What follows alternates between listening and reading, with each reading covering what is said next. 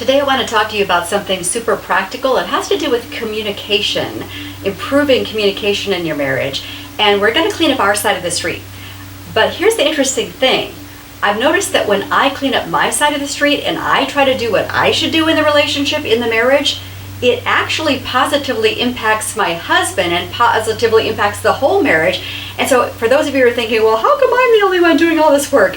Again, you do better on your side, it is probably more than likely going to draw your husband's heart to you, and that's a good thing. Then the marriage gets stronger and healthier. So here's what I want to say.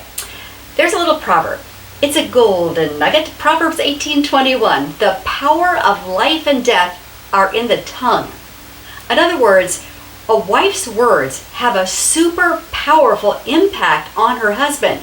By your words, the things that you choose to say, the things that you allow yourself to say, you can either build him up and actually help boost him so that he becomes an even better man, or your words can tear him down so that he feels like a total failure and doesn't even try anymore. Which one would be the better option? Let me think. I think maybe building him up. So let me give you a couple of examples of what this might sound like, just a couple of random examples. Let's say that your husband is devoted to his hobby, which is mountain biking, and he's gone 4 days a week mountain biking, and he's not around the family enough. You feel like he's not spending time with the kids or you, and you're feeling kind of abandoned by your husband, and you could choose to speak words of death in that moment. You're a stinking selfish jerk. All you care about is yourself. Is that going to actually draw his heart to you or even convince him that he should change? Probably not. He's feeling beaten up.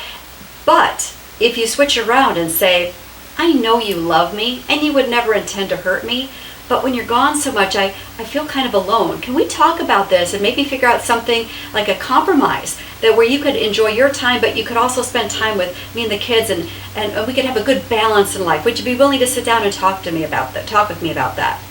That is choosing words of life and hope, where you're not accusing. In fact, you're starting out in a very positive way by saying, I know you love me and you would never intend to hurt me. So that's one example. But let's say your husband's doing something a little bit more sinful. Let's say you caught him red-handed looking at pornography and you're devastated in that moment. It would be so easy to speak words of death. I hate you. You're a pervert. You're disgusting. Is that going to help your husband?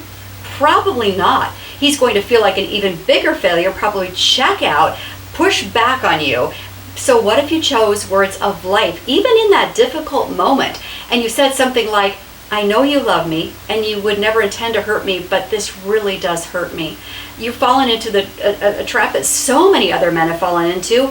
I'm not mad at you. I just want us to find help together. Would you be willing to go with me to a counselor? Let's find some resources that could help so that we could have a strong and healthy marriage. Looking at pornography, that's not who you are. You're a good man. Let's get some help. We can have a bright future together. Let's just get some help from a counselor. Which one is going to work better? Ladies, let's choose to speak words of life instead of words of death.